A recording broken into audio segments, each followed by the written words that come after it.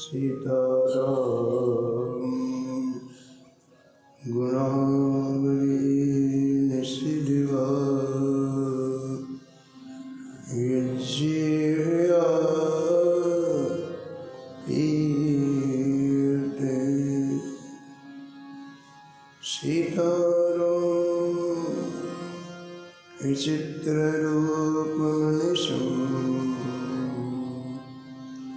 यश्चक्षुषोर्भूषणम्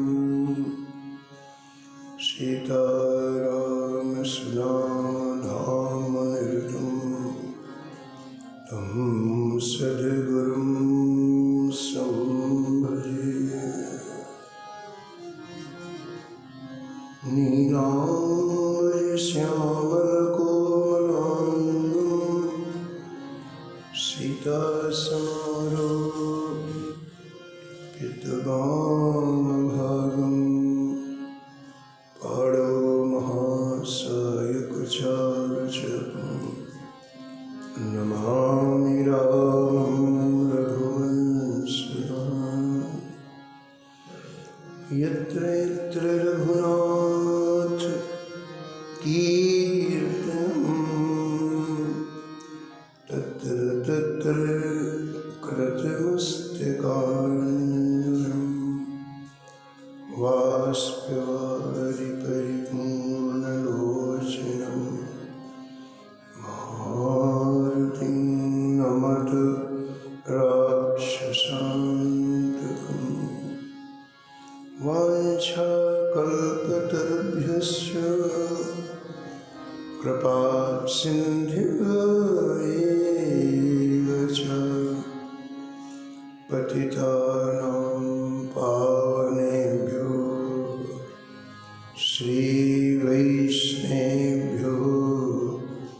नमो नमः।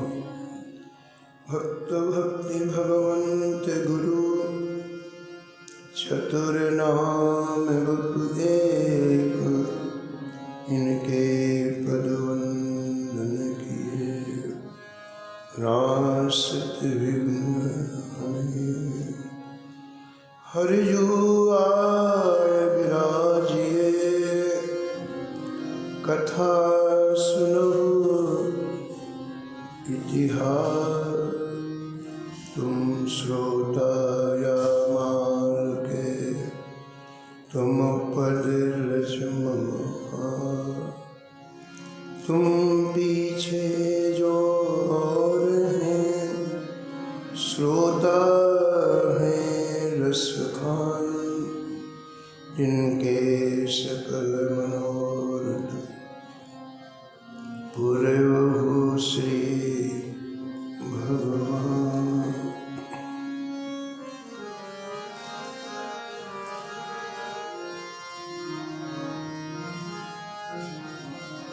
राधे राधे गोविंद गोविंद राधे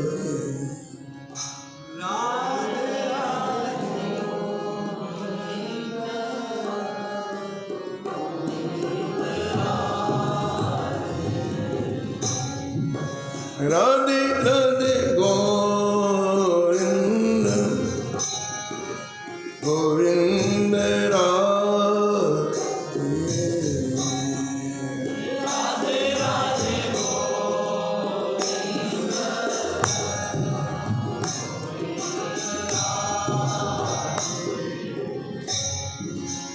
गोविंद राधे बोलो गोपाल राधे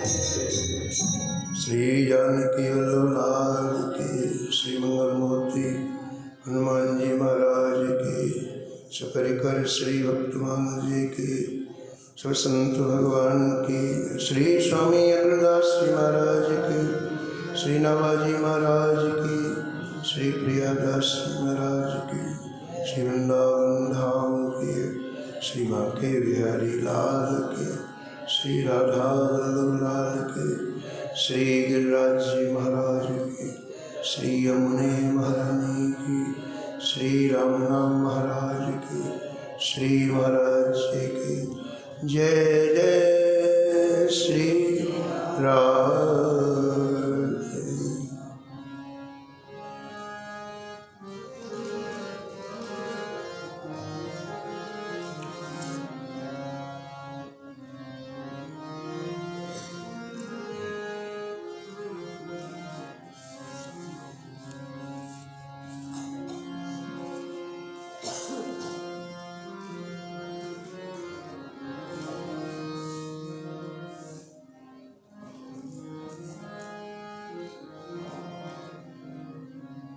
हरि के सम्मत जे भगत, हरि के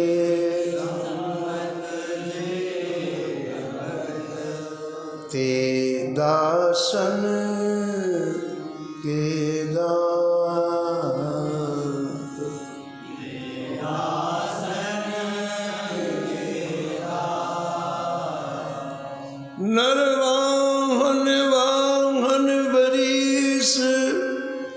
जापू जयमल बीदावत,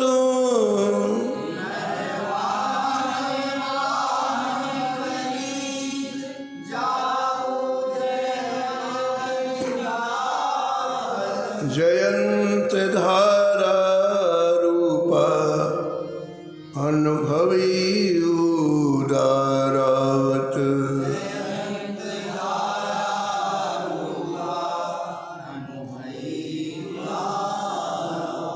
गंभीरे अर्जुन जनार्दन गोविंद जीता,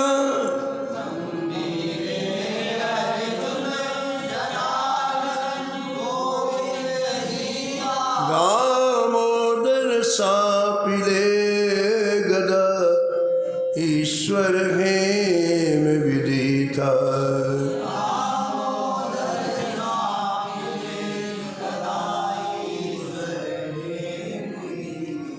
भयानंद महिमानंद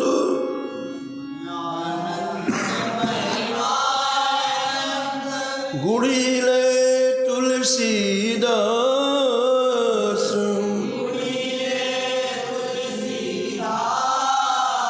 हरि के सम्मत जे भगत,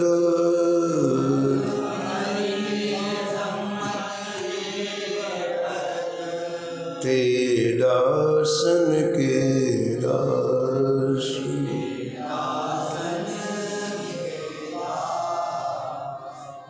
प्रातः स्मरणीय परम वंदनीय श्री भक्तमाल तेरे चेता सिनावा गोस्वामी जी इस शब्द में एक साथ कई संतों का स्मरण किया है और अंत में एक सूत्र प्रदान करते हैं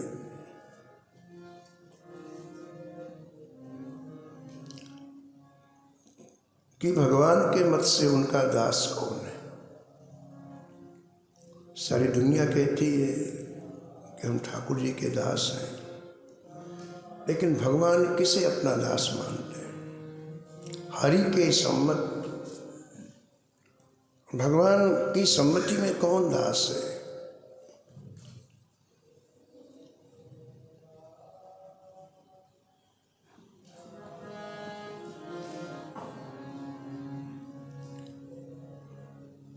जे दासन के दास, जो भक्त सदा भगवान के मत से सहमत है, मैं उनके दासों का दास हूँ, ऐसा नाभाजी महाराज कहते हैं। भगवान का क्या मत है?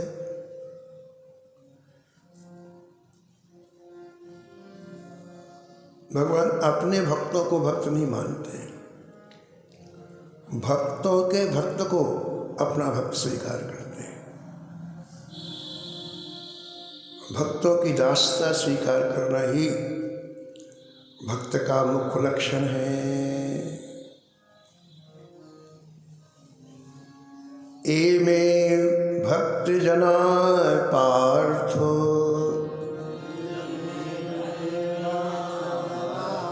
न मे भक्तास्तु ते जना।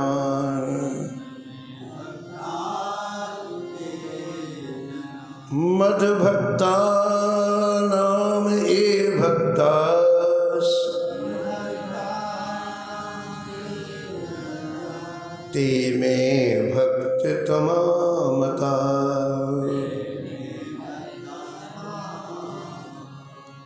भगवान कहते हैं अर्जुन से, है अर्जुन, जो एकमात्र मेरे ही भक्त हैं वह वस्तुतः मेरे भक्त नहीं है। जो मेरे भक्तों के भक्त हैं वो मेरे श्रेष्ठ भक्त हैं। ऐसा क्यों कहा ठाकुर जी ने? ऐसा इसलिए कहा कि भक्तों की भक्ति के बिना सुर दुर्लभ पद प्राप्त करने के बाद भी उसका पतन हो जाता है। और इसका उदाहरण दिया है श्री चित्रकेतु जी का।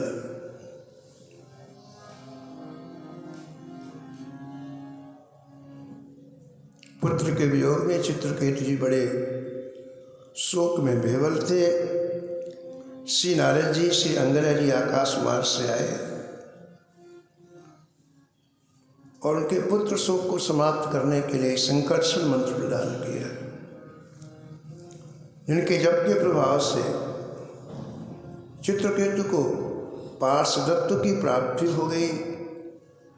सभी लोकों में जाने की क्षमता आ गई, अव्याहत गति हो गई, एक दिव्य विमान प्राप्त हो गया और चित्रकेतु अनेक लोकों में भ्रमण करने लग गए। आगे वर्णन करते कि एक दिन उसी तरह विमान में चढ़ के आकाश मार्ग से जा रहे थे और कैलाश पर्वत के ऊपर आ गए। कैलाश पर्वत में उन्होंने क्या देखा कि बहुत बड़ी ऋषियों की सभा बैठी हुई है। भगवान शंकर उन्हें संबोधन कर रहे हैं। उनके वामांग में पार्वती जी विराजी हुई हैं। वामांग में गोद में पार्वती जी विराजी हुई हैं। विमान रोक दिया चित्रकेतु ने और भगवान शंकर का उपहास करना प्रारंभ कर दिया। अरे, इन्हें लोग जगत गुरु कहते हैं। ऐसा काम तो कोई संसारी व्यक्ति भी नहीं करता। संसारी जन भी स्त्री का सेवन एकांत में करते हैं, लेकिन ये कैसे निर्लज्ज हैं जो ब्रह्म ज्ञानियों की सभा में बैठे हैं और स्त्री को गोद में लिए हुए बैठे हैं। ये बात चित्रकेतु अपने मुख से कह रहा था। भगवान शंकर को कोई ध्यान नहीं। भगवान शंकर अपने उद्बोधन में लगे थे, लेकिन पार्वती जी के कानों में ये शब्द सुनाई पड़ गए। पार्वती जी को बहुत गुस्सा आया। उन्हें तुरंत दैत्य होने का साथ दे दिया। तू दैत्य हो जा। इतने बड़े ऋषि मुनि बैठे, उनको दोष सृष्टि नहीं हो रही, तुझे दोष सृष्टि हो रही है। दैत्य बन जा। जब साप मिला तो चित्रकेतु विमान से नीचे उतरा और उतर करके प्रणाम किया पराम्बा पार्वती जी को और कहा, मैं ये प्रणाम सांप को दूर करने के लिए नहीं कर रहा हूँ। मैं ये प्रणाम इसलिए कर रहा हूँ कि मेरे द्वारा जो आपको कष्ट हुआ उसे आप क्षमा कर दें। जब प्रणाम किया तो भगवान शंकर की दृष्टि गई।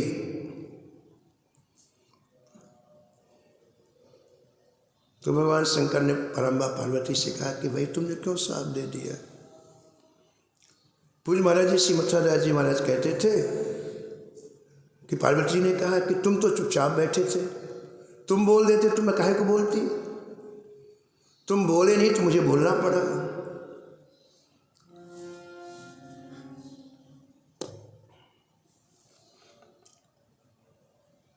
पार्वती बोले कि यदि तुम बोलते तो क्या बोलते।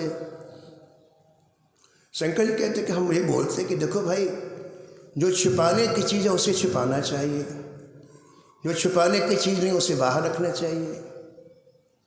कचरा को बाहर रखो, असली चीज़ को अंदर रखो। भगवान छुपाने की चीज़ है, स्त्री पुत्र को छुपाने की थोड़ी है। पार्वती ने हम कचरा है?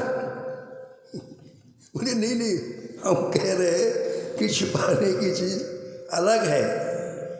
भगवान की भक्ति छुपाने की चीज़ है, भगवान छुपाने की चीज़ है।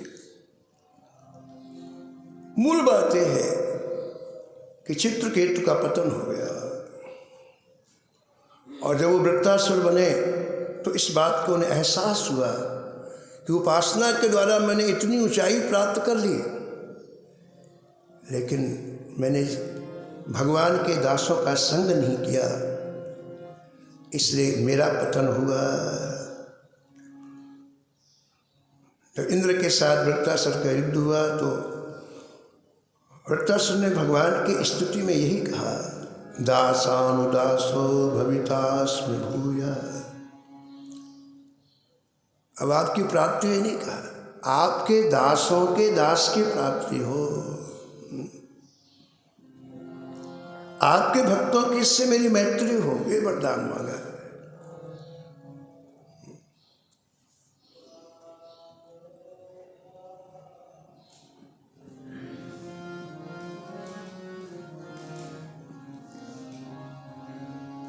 हरि के सम्मत जे भगत,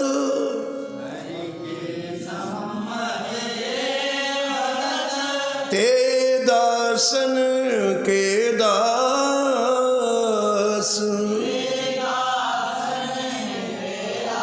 अपनी भक्ति करने वालों को भगवान अपना भक्त नहीं मानते हैं। जो उनके दासों के दासों की भक्ति करें, भगवान कहते हो मेरा भक्त है। पूज्य महाराज जी सुनाते थे, श्रीमती आचार्य जी महाराज के एक बार दो भक्त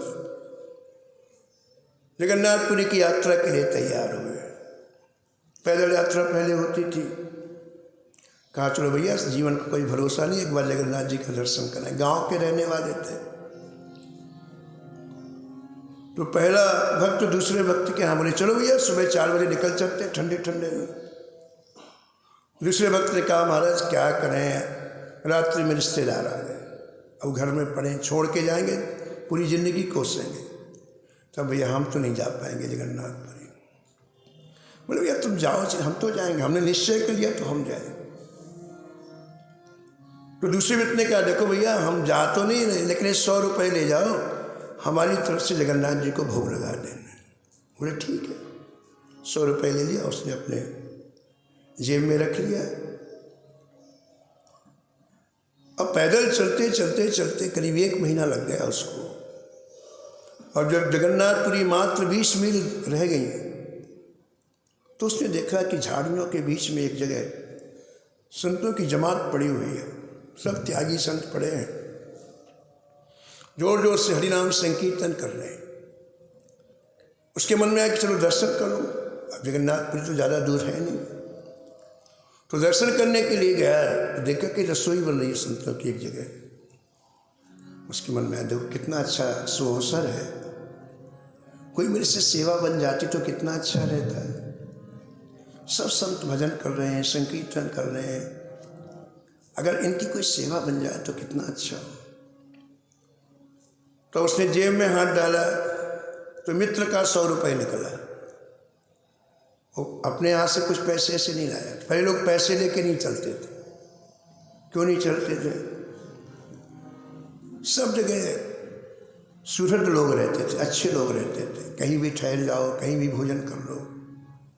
लोग बुला बुला के अपने यहाँ ठहराते थे, भोजन कराते थे। जैसे जैसे अविश्वास बढ़ता गया वैसे पैसे से पैसों का आश्रय बढ़ता गया। लोग चारों धाम की यात्रा कराते, एक पैसा नहीं लेके जाते थे। सब जगह कोई मतलब बड़े प्रेम से लोग ठहराते, भोजन कराते। तो पहला वाला मित्र बिल्कुल पैसे लेके नहीं गया था। अब दूसरे मित्र का 100 रुपये जो जगन्नाथ जी के भोग के लिए था वही था। वो विचार करने लगा कि मित्र देख तो रहा नहीं, ऐसा करता हूँ कि 100 रुपये में 99 रुपये संतों को दे देता हूँ, 1 रुपये का भोग लगा दूंगा जगन्नाथ जी को। पूछे का भोग लगा दिया, क्यों लगा दिया। तो संतों के महंत के पास जाके प्रणाम किया और कहा, महाराज ये जो रसोई बन रही है उसमें ये सेवा स्वीकार कर लें, कुछ ना कुछ रसोई में लगा दें आप। 99 रुपये उसने दे दिया, 1 रुपये वापस ले लिया। भोग लगा, संतों ने प्रसाद पाया, बाद में उसको भी प्रसाद मिला और वहाँ से जगन्नाथपुरी चला गया। जा करके स्नान किया समुद्र में और 1 रुपये का भोग जगन्नाथ जी को अर्पण किया। महाराज जी कहते थे कि रात्रि में जो मित्र घर में सोया हुआ था गांव में, उसे जगन्नाथ जी ने दर्शन दिया, उसे दर्शन दिया और उससे कहा, देखो भाई तुम्हारा 99 रुपये हमें मिल गया है। कितना मिला है? 99 रुपये हमें मिल गया है। और बड़ी खुशी हुई, कोई बात नहीं, 1 रुपये की चाय वगैरह पी ली होगी, बड़ा प्रसन्न हुआ। जब वो मित्र वापस आया तो उसके बिना कहे उसने कहा कि भैया तुमने बहुत अच्छा किया, हमें तो यहीं जगन्नाथ जी का दर्शन हो गया। तुमने 1 रुपये खर्च कर लिया, कोई बात नहीं, लेकिन 99 रुपये तो ठाकुर जी को अर्पित कर दिया, हमको बड़ी खुशी हुई। उसने कहा, भैया बात दूसरी है, मैंने 99 रुपये संतों की सेवा में जो खर्च की, भगवान उससे मानते कि मेरी सेवा हुई, और जो उनको भोग लगाया उसको नहीं मानते कि हमारी सेवा हुई। हरि के सम्मत जे भगत, हरि के सम्मत ते दासन के दास।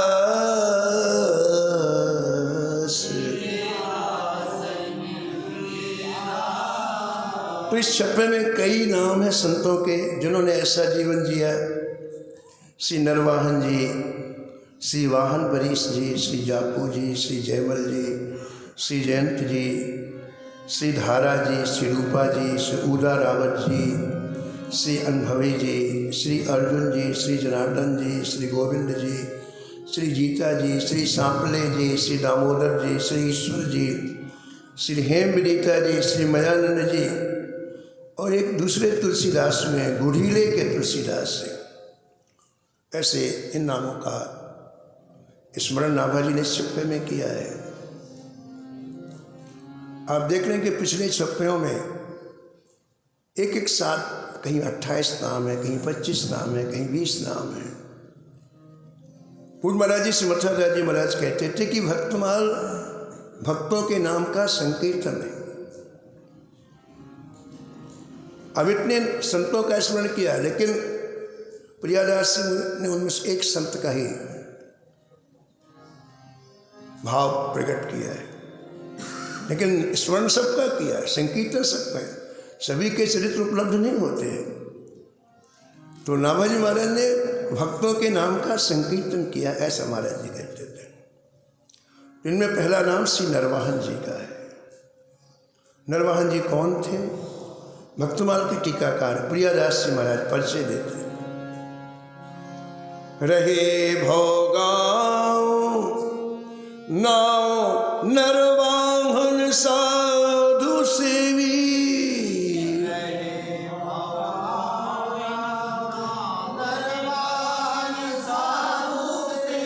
रहे भोगाओ नाव नरवाहन साधु सेवी, रहे भोगाओ नाव लूट लई नाव जाके बंदी खाने दियो रे,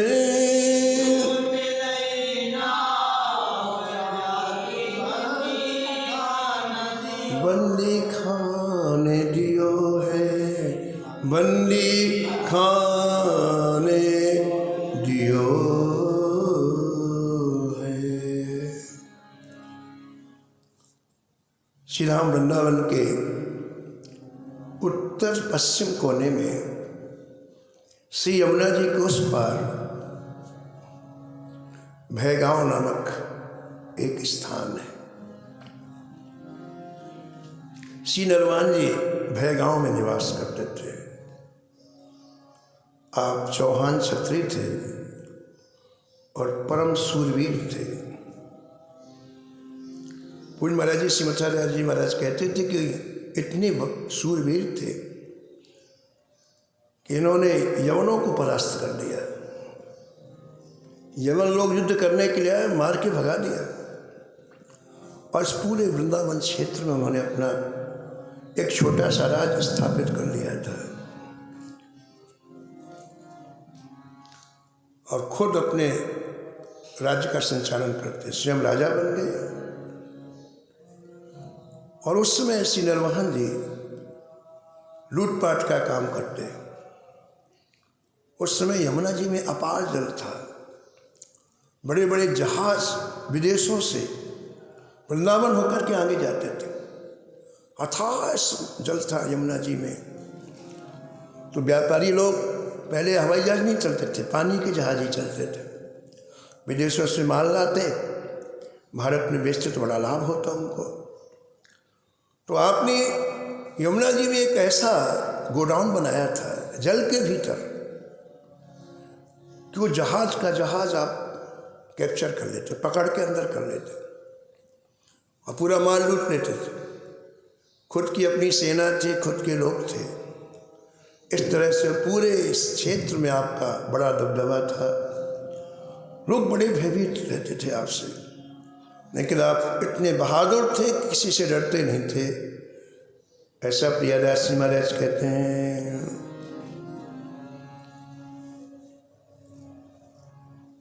हित हरिवंश महाप्रभु जी जब श्री राम वृंदावन आए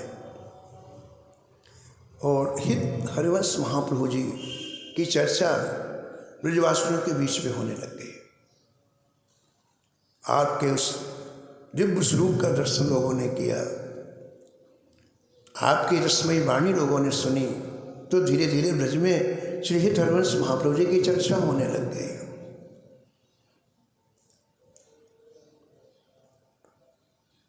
आपका नियम था प्रतिदिन सायंकालीन यमुना के तट पर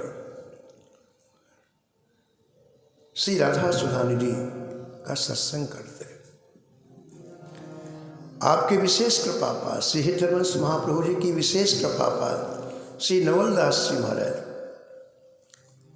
जिन नवलदास जी ने श्री हरिराम व्यास जी को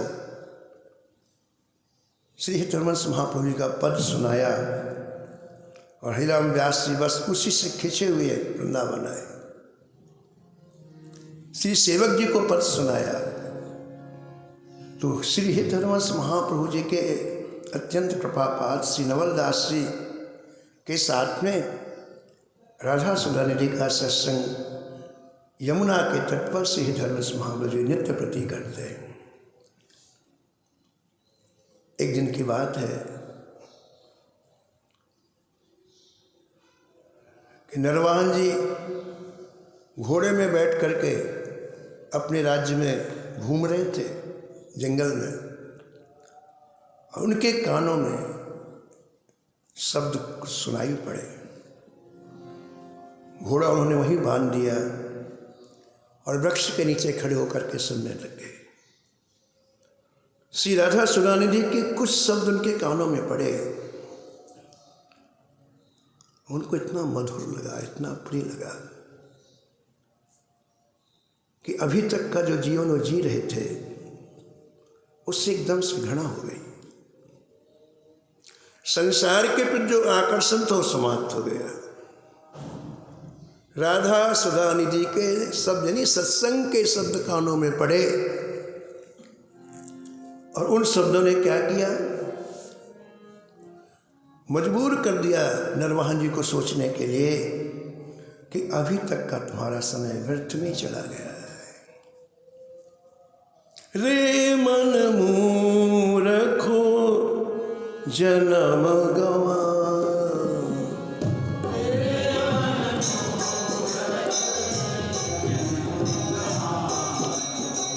रे मन मूर्खो जन्म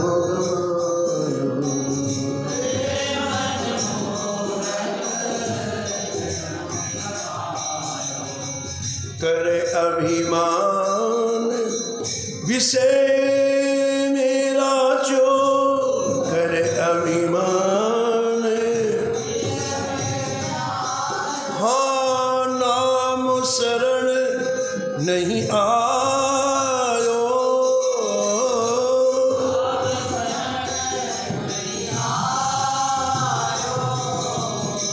रे मन मूर्खो जन्म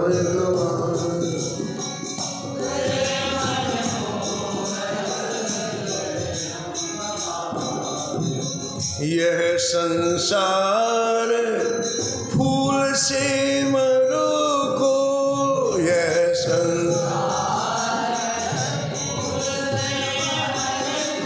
सुंदर देख लुभायो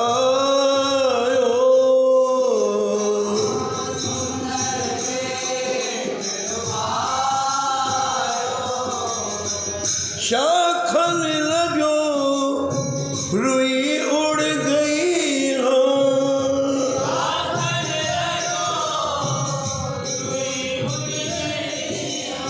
हाथ कछु नहीं आयो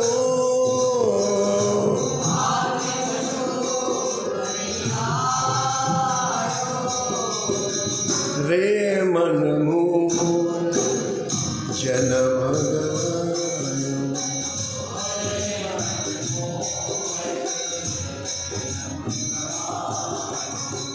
कहा भयो अब के मन सोचे कहा भयो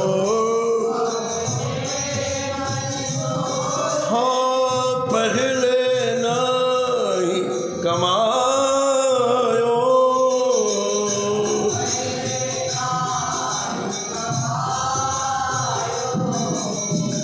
सूरदास हरि नाम भजन बिनु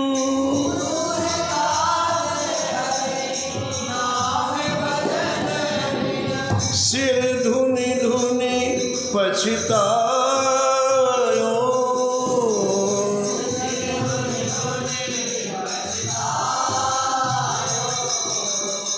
रे मन मूर्ख जन्म गवायो।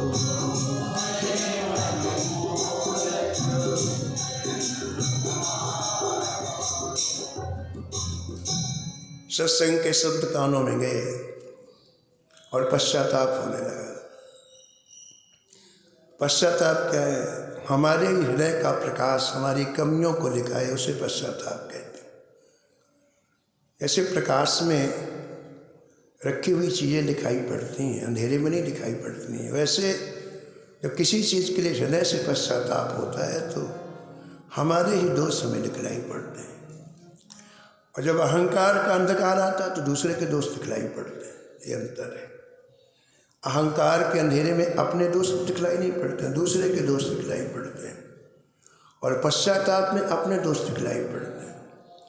और जब पश्चाताप होता है तो जीवन के उत्कर्ष का उदय होता है, तभी व्यक्ति का उत्थान होता है। तो सत्संग के शब्द जैसे ही कानों में पड़े श्री नरवाहन जी के, नरवाहन जी जो पहले जो काम करते थे उसके प्रति बड़ा पश्चाताप हुआ और अपने आप को रोक नहीं पाए। दौड़ करके यमुना तट में आए, ऐसे ही धर्मस महापुरुष के चरणों में गिर पड़े। पाही नाथ कहे पाही गुसाई,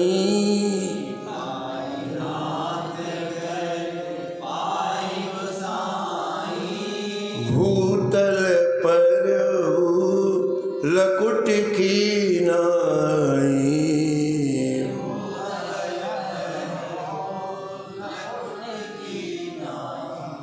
भगवान की भक्ति के लिए उत्कंठा जागृत हो गई, तभी संत अच्छे लगते हैं।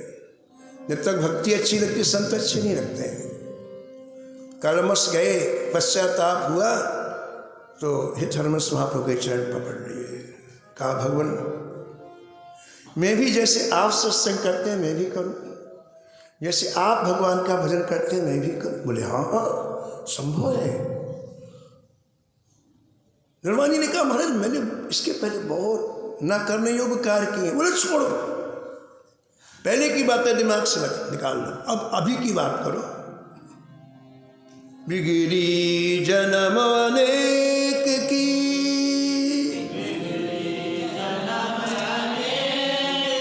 सुधरे अब ही आज, हो राम के नाम जपो,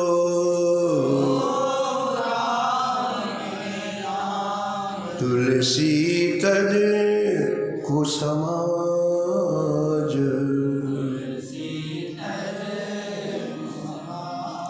श्री धर्मस महाप्रभु ने अनुग्रह किया, इन्हें उपासना का रहस्य बतलाया, निकुंज लीला का बोध कराया और शिक्षा दी। आज के बाद श्री गुरु श्री गोविंद एवं भक्तजनों के साथ हमेशा भक्ति भाव रखना। अब कभी लूटपाट नहीं करना। अब तुम्हारे पास जो है उससे दूसरों का हित करना, परोपकार करना। श्री धर्मस महाप्रभु जी को गुरु के रूप में प्राप्त करके नरवाहन जी का जीवन अत्यंत धन्यातिधन्य हो गया। अब जो समय विमुक्ता में बिताते थे वही भगवान के भजन में व्यतीत करने लग गए।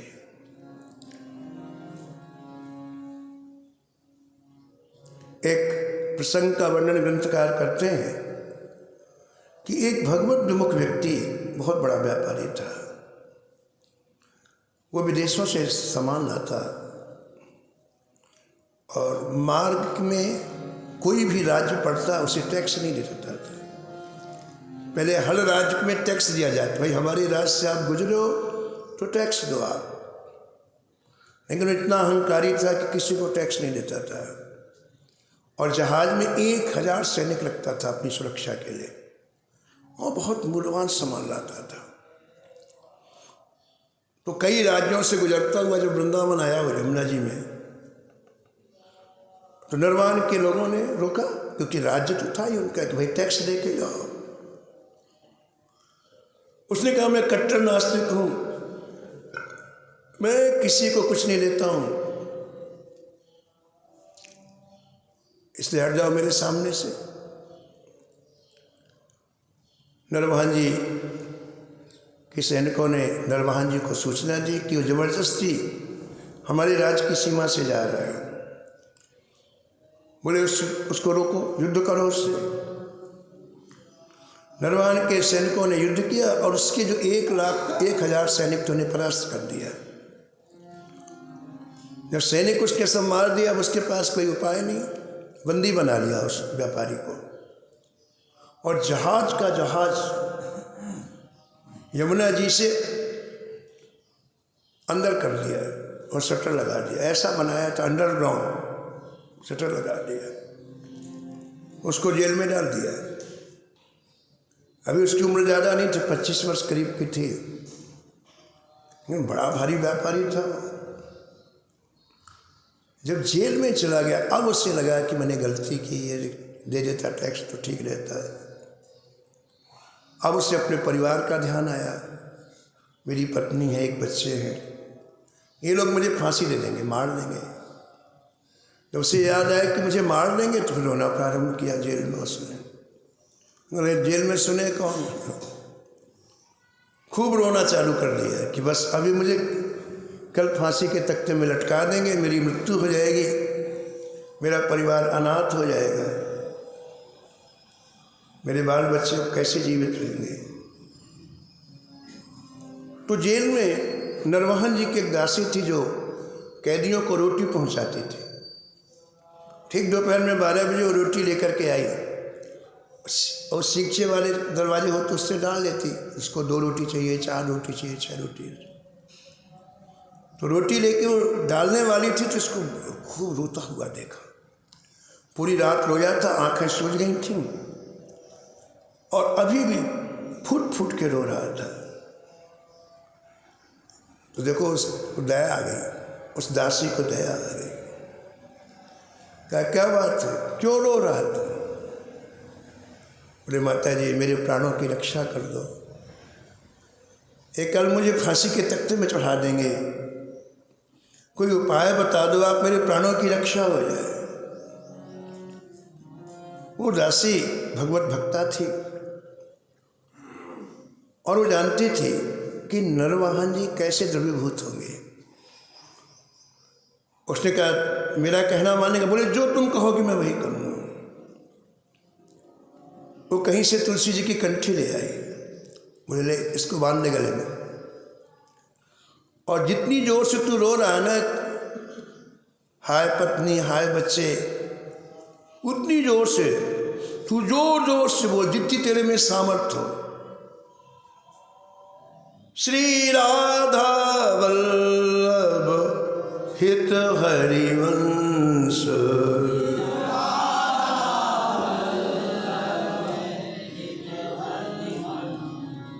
श्री वृंदावन श्री बनचंद्र,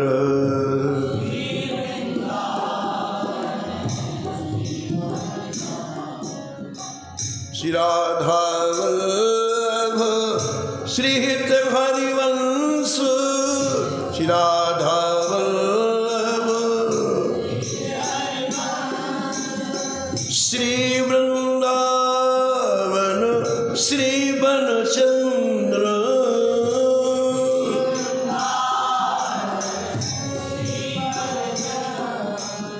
श्री वृंदावन श्री बनचंद्र।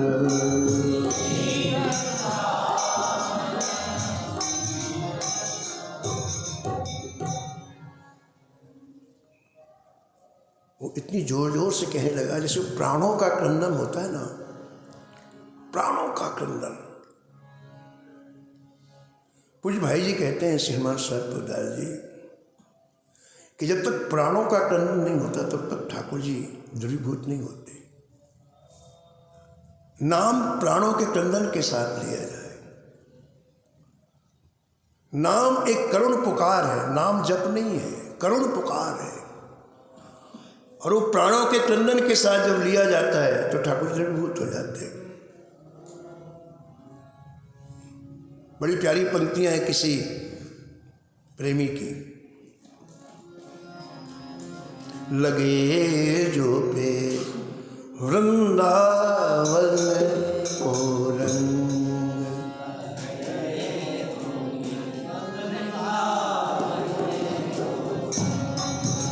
लगे जो पे वृंदावन को रंग,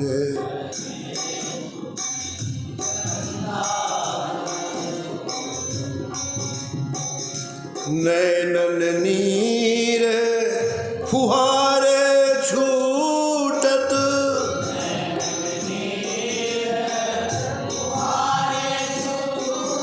अब वृंदावन वास कर रहे क्या पहचान है? नैनन नीर फुहारे छूटत, नैनन हाँ नित नो बढ़त उमंग,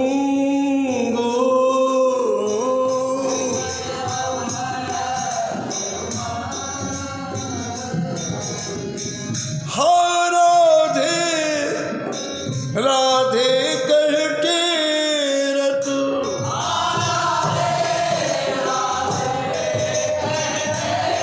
एक करुण कंदन है। हाँ राधे राधे कहते रत,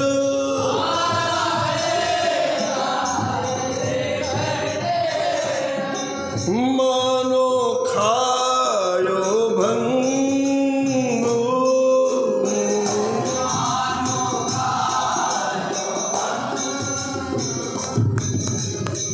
वृंदावन को रंग लगे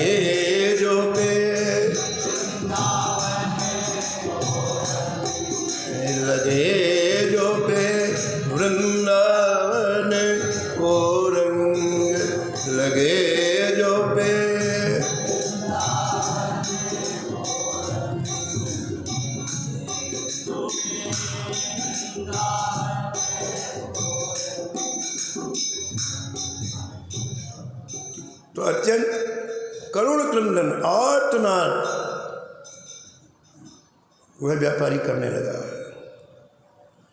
प्राण जाने का भय था, फांसी लगेगी इसका भय था। तो रात्रि में आवाज़ बहुत गूंजती है, दिन में तो शोर होता रहता है, लेकिन 12 बजे के बाद बिल्कुल शांत हो जाता है, तो आवाज़ गूंजती है। तो उसका करुण क्रंदन नरवाहन जी के कान में पड़ा। नरवाहन जी अपनी कोठी में सो रहे थे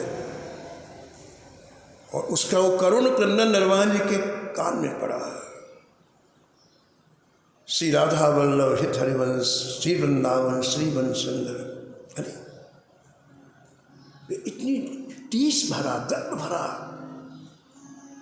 गुरु जी का नाम कौन ले रहा है? उठ के बैठ गए और जिधर से नाम की आवाज आ रही थी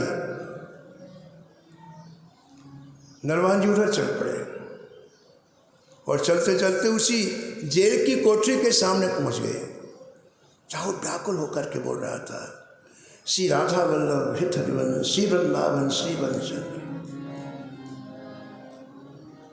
ओहो, देखो नाम का प्रभाव देखो आप। जो काम कोई नहीं कर पाया, नाम ने कर दिया। नरवाहन ने विचार किया कि अरे ये तो भक्त है, और गुरु जी ने कहा था कि किसी भक्त को कभी दुख नहीं देना। सभी लोग जिसको विमुख कहते थे महान नास्तिक है, लेकिन रात्रि में कोई नास्तिक इतनी दर्दपूर्वक भगवान के नाम को पुकारेगा? और देखो उसे पूरा शरीर आंसुओं से नहाया हुआ है।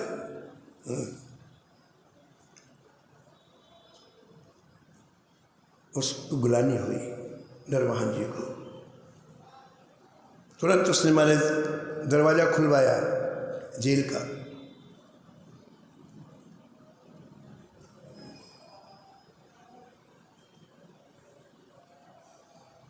और उससे पूछा, तुम श्री हितरवंश महाप्रभु को कैसे जानते हो? दासी ने सिखा दिया था कि तुरंत कहना कि मैं उनका शिष्य हूं। तो उस व्यापारी ने कहा, श्री श्री 108 श्री राधा वल्लभी हितरवंश महाप्रभु जी का मैं शिष्य हूँ, और मुझे एकमात्र अपने गुरुदेव का ही भरोसा है, इसलिए संकट में मैं गुरुदेव जी को याद कर रहा हूँ, बुला रहा हूँ। नरवाहन जी ने जब ये सुना कि ये तो हमारा गुरु भाई हुआ, तो क्षमा मांगी उससे और हाथ पकड़ के अपनी कोठी में ले आए।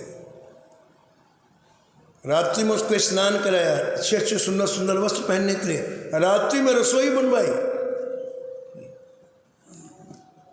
उसको सुंदर भोजन कराया।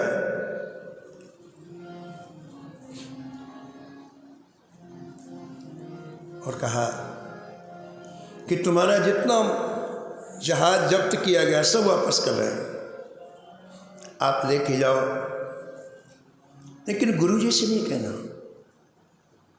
हितरवंश महाप्रभु से जब तुम्हारी मुलाकात होगी तो उनसे मत कहना कि मैंने तुम्हारे साथ ऐसा व्यवहार किया है। करीब कई लाख की धनराशि थी, कई लाख की, उसमें कुछ और अपना धन भी मिला दिया। नरवाहन जी ने प्रसन्न होकर के उसका जहाज छोड़ दिया। महाराज जब वो चला तो उसने विचार किया कि नकली शिष्य बनने से प्राणों की रक्षा हो गई। काश में असली शिष्य बन जाता तो। अंतरात्मा से प्रबोध होता है व्यक्ति को, नकली शिष्य बना तो प्राण बच गए। अब मैं वृंदावन जाकर के श्री हितरवंश महाप्रभु का शिष्य जरूर बनूंगा। तो वृंदावन में उसने नौका रोकी और उसकी जहाज में 60 थैले स्वर्ण मोहरों के भरे हुए थे, उनको निकलवाया। 60 थैले, एक एक थैले में कम से कम 1000 स्वर्ण मोहरें थी। उनको निकलवाया उसने और हित हरवंश महाप्रभु जी के पास जा कर के उसने शिष्यता स्वीकार की और ये धन देकर कहा, महाराज मुझे सच्चा धन प्राप्त हो गया। मुझे पता चला कि आपका नाम ही सच्चा धन है, इसलिए इसे आप स्वीकार करें। अब मुझे सच्चा धन प्राप्त। साचो धन वृंदावन भैया,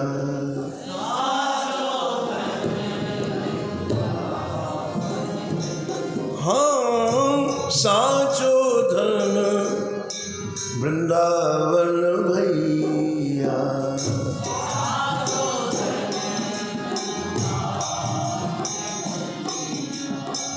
आरत व्यास पुकारत बन में, आरत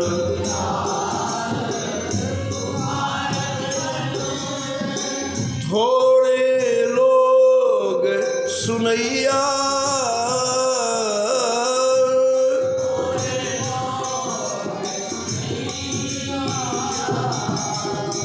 साचो धन वृंदावन।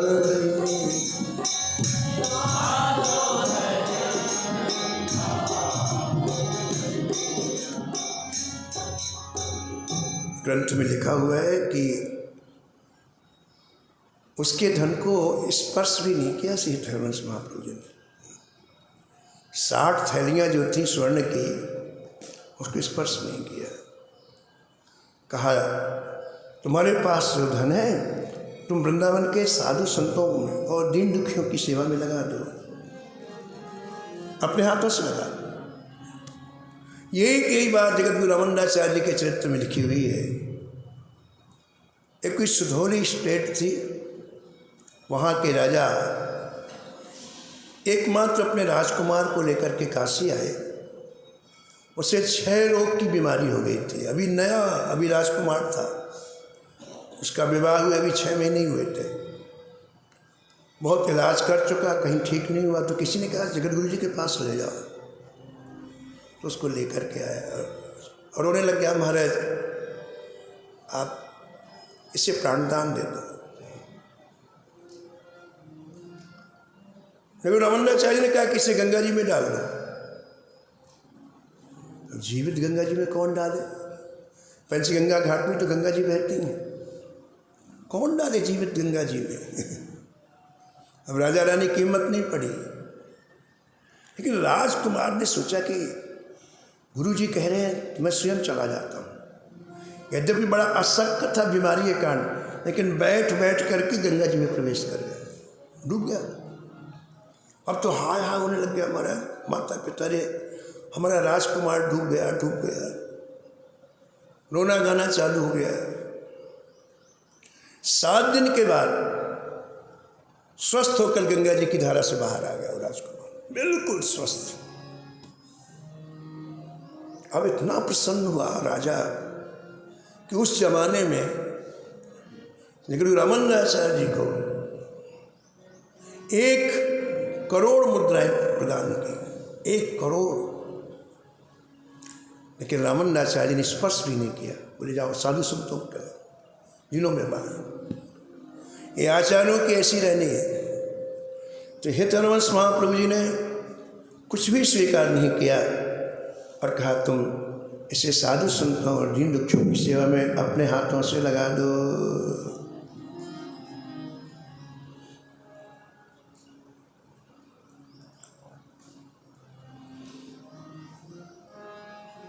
कुछ समय के बाद नरवाहन जी वृंदावन आए हित महाप्रभु जी का दर्शन करने के लिए, और उसने पूरी घटना बता दी थी कि महाराज मैंने झूठा आपका नाम लिया तो मेरे प्राण बच गए। तो जब नरवाहन जी आए हित हरवंश महाप्रभु दर्शन करने के, तो बड़े प्रसन्न हुए। किस बात पर प्रसन्न हुए कि देखो हमारा झूठा शिष्य भले, लेकिन हमारा शिष्य हमारा नाम लेने से इसने इतना बड़ा त्याग किया। हमारे प्रति, हमारे शिष्य के प्रति इतनी भावना, इतने प्रसन्न हुए कि अपने हृदय से लगा लिया और महाराज उनको नित्य निकुंज के श्री ठाकुर जी का दर्शन करा दिया। एक बात से प्रसन्न। ये बात यहाँ कह रहे हैं नाभाजी महाराज कि भगवान अपने भक्त को भक्त नहीं मानते हैं, जो दासों के दास की भक्ति करे उसे भगवान अपना दास मानते हैं। बोलो भक्त वत्सल भगवान की। हरि भजले हरि भजले, हरि भजने का मौका है।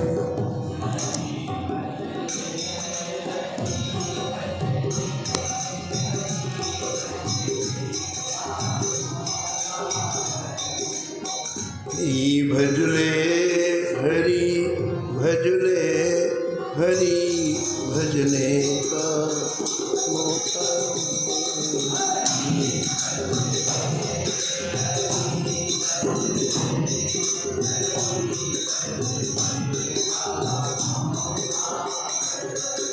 ये मौका चूक ना जाए, ये मौका भी अनोखा है।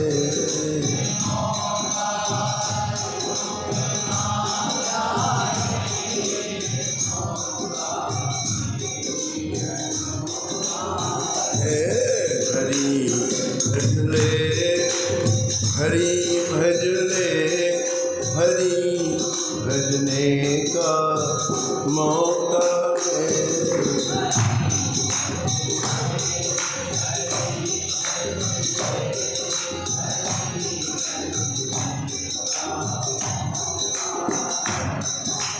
नमो नमो श्री भक्त सुमान।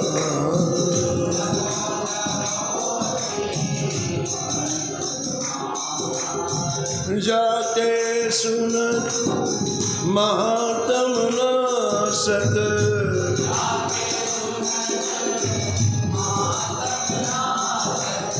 और झलकत राधा नंदा।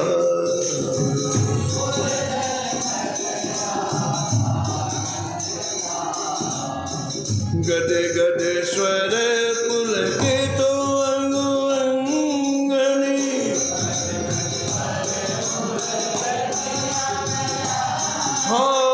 लोचन बरसत हसुअन जा।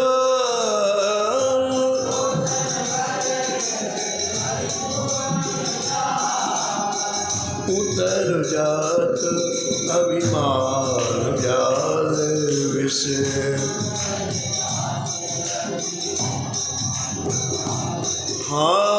लेत जीवाय सुरस तेहि काल।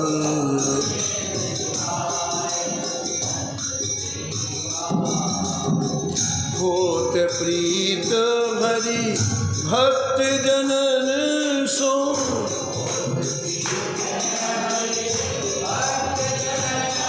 हालेत शीघ्र हटि चरण प्रचार।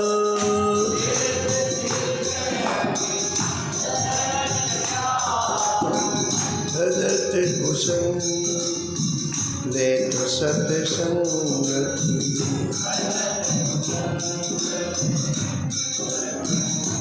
जय जय भाग जगत को अद्भुत भाग।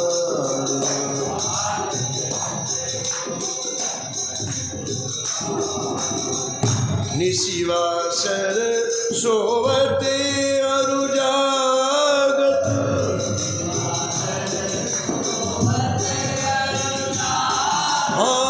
रोम रोम हुए करत निहाल।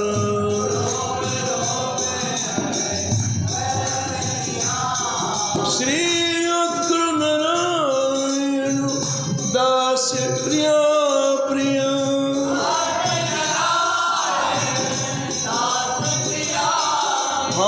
प्रगति जीवन रसिक रसाल।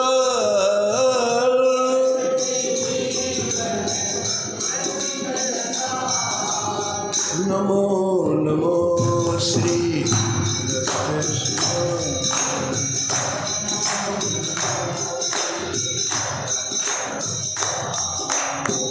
सीताराम सीताराम सीताराम सीताराम।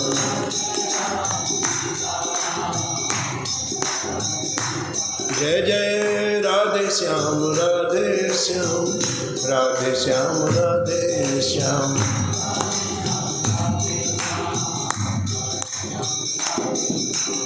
सीताराम।